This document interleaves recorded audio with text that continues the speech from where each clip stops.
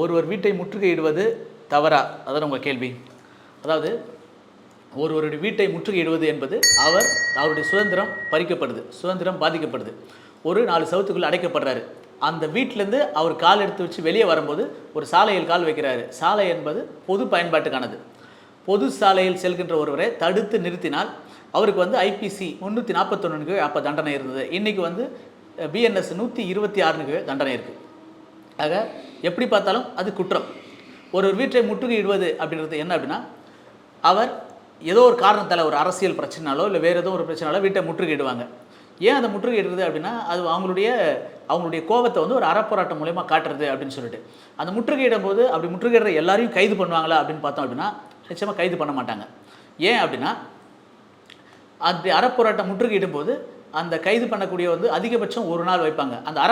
அந்த முற்றுகையிடுவதில் அப்படி முற்றுகையிடுறதுனால என்ன ஒரு சிக்கல் அப்படின்னா, அந்த இடத்துல வந்து பொது அமைதிக்கு குந்தகம் ஏற்படும். ரெண்டாவது விஷயம் வந்து ஒரு தனிநபர் வந்து அவருடைய சுதந்திரத்தை இழக்கிறார். நிச்சயமாக அது பாதிக்கப்படுறார். இது வந்து சட்டத்துக்கு புறம்பான செயல் தான். ஆனாலும் காவல்துறையில் எல்லார் மேலேயும் வழக்கு பதிவு பண்ணி முதல் தகவல் அறிக்கை தாக்கல் செஞ்சு ஏன் அதை கொண்டு போக மாட்டாங்க அப்படின்னா, அந்த இடத்துல வந்து அப்படி முற்றுகையிடுறாங்க இல்லையா, அவங்களால வந்து அந்த இடத்துல பொது சொத்துக்கு சேதாரமோ அல்லது சம்மந்தப்பட்ட நபர்களுக்கு வந்து ஒரு காயமோ அல்லது வேறு எதுவும் பாதிப்போ இல்லாத பட்சத்தில் வந்து சட்டம் ஒழுங்கு சீர்கேடாத பட்சத்தில் வந்து வழக்குகளை வந்து அதிகமாக செஞ்சுக்க மாட்டாங்க, வழக்கு போட மாட்டாங்க. ஏன் அப்படின்னா, அப்படி முற்றுகையிடுற ஒருத்தர் மேலேயும் பல நூற்றுக்கணக்கான மக்கள் மேலே, ஆயிரக்கணக்கான மக்கள் மேலே வழக்கு பதிவுப்பட்டால் அது காவலர்களுடைய மேன்பவர் மனித ஆற்றலை வந்து வீணாக்குற மாதிரி இருக்கும். அரசாங்கத்துக்கு அது ஒரு தேவையில்லாத வேலையாக நிற்கும். அரசாங்கம் தன்னுடைய நேரத்தை விரயம் பண்ண வேண்டியதாக இருக்கும்.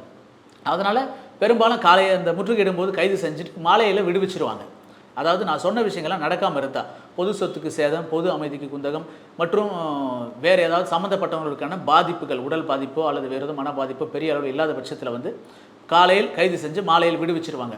ஆனால் அதை மீறி ஏதாவது இது போன்ற சேதாரங்கள் எதுவும் ஏற்பட்டால் நிச்சயமாக முதல் தகவல் அறிக்கை பதிவு செய்வாங்க, அதை வழக்கு பதிவு செய்வாங்க.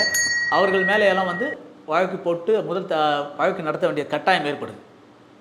இதை வந்து முடிஞ்ச வரைக்கும் தவிர்க்க தான் முயற்சி பண்ணுவாங்க. வேறு வழியே இல்லாத பட்சத்தில் நிச்சயமாக அப்படி ஒரு எஃப்ஐஆர் போட்டு தான் அதை கேஸ் நடத்துகிற மாதிரி இருக்கும். இப்போ சமீபத்தில் கூட பார்த்திங்க அப்படின்னா, திரு சீமான் அவர்களுடைய வீட்டை வந்து பெரியாரிய தொண்டர்கள் அப்படின்னு சொல்லிட்டு பல்வேறு இயக்கத்தை சேர்ந்தவங்க வந்து முற்றுகையிட்டாங்க.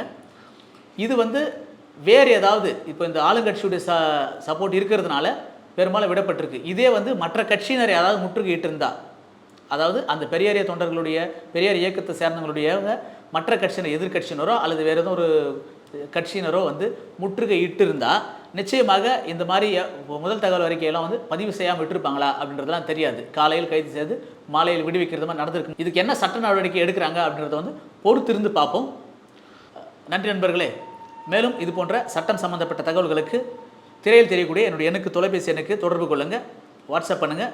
நிச்சயமாக மீண்டும் ஒரு நல்ல காணொலியில் அடுத்து நம்ம சந்திப்போம். நன்றி. நான் உங்கள் வழக்கறிஞர் வி. ஜெகதீசன்.